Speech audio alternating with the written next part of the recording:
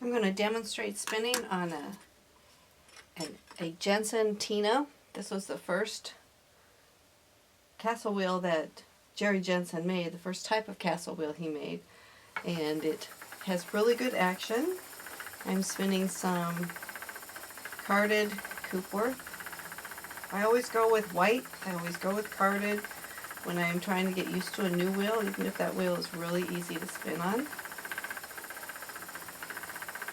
This wheel is set up for Scotch tension, which means there's only one band going over the whirl, and then there's a brake band that you can see right here that goes over the end of the bobbin, providing the pull. I like this type of tension, especially with this wheel. You can use it in double drive as well. They both work really good. As the bobbin fills up, it's nice to have Scotch tension because then you can tighten the tension on the bobbin without having to make it harder to treadle. The hooks on this flyer are on both sides, so you can go back and forth just like you would on other types of wheels. I think that Louette S10s used to have this feature that you would back and forth as you filled up the bobbin. It's kind of a nice feature. You don't get so many hills and valleys.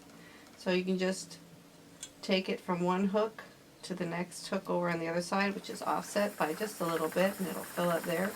Or you can just use the right side or just the left side. It's really your option. It doesn't really matter what you do as long as you're comfortable doing it.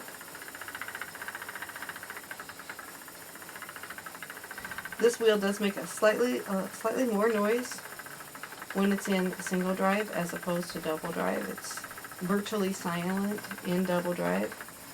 The drive wheel itself, though it looks small, it's 18 inches and it is solid cherry. And that solid wheel gives you a nice centrifugal force. I'm really barely treadling it all down here. It's very, very easy. It's good for people that have bad ankles. I do have one bad ankle, so you don't have to work so hard. The treadles are just about the right size for my small feet, and I don't really have to think about, oh gosh, this is really getting hard. When you're ready to take a break, there's a nice little knob down here. You just wrap it around until you're ready to spin again. I want to give you a nice view of the entire wheel.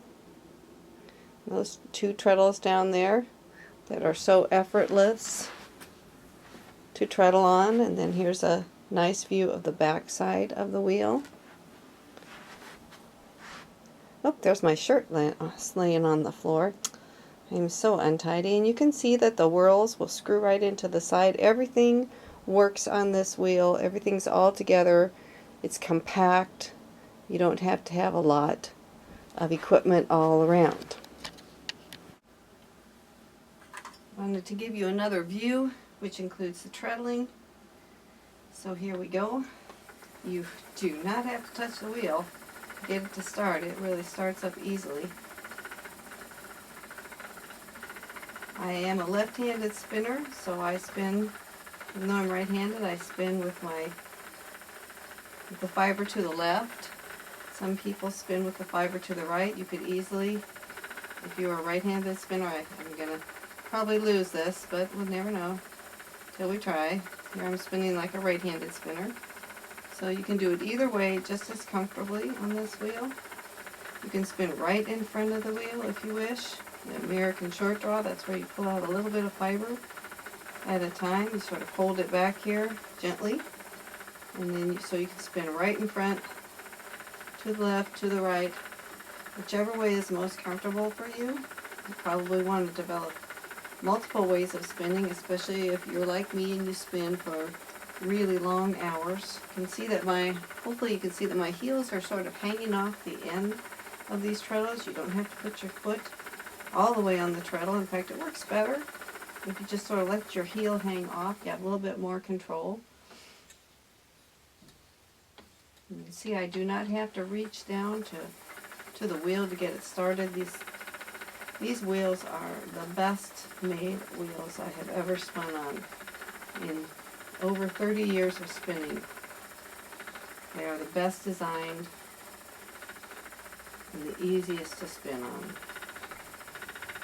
Kudos to Jerry Jensen for developing such a wonderful wheel for us spinners to enjoy. As the bottom starts to fill up, you're going to hear a lot less clackety noise. Shakes around a little when it's empty. Quiets down as it gets more full.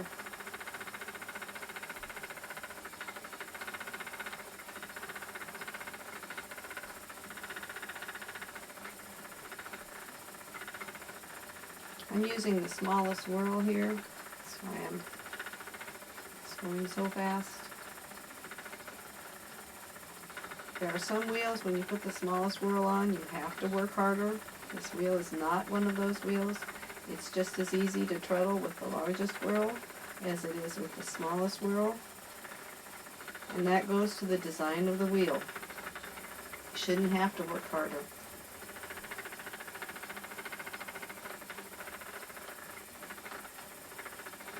Okay, so there's the Jerry Jensen Tina wheel in cherry.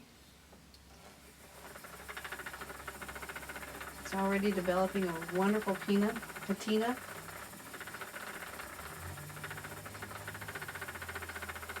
It's had some sunshine, so it's gotten a little darker. It's a lovely wheel. Now I'm done with my spinning. I'm just going to wrap it around the end post and voila!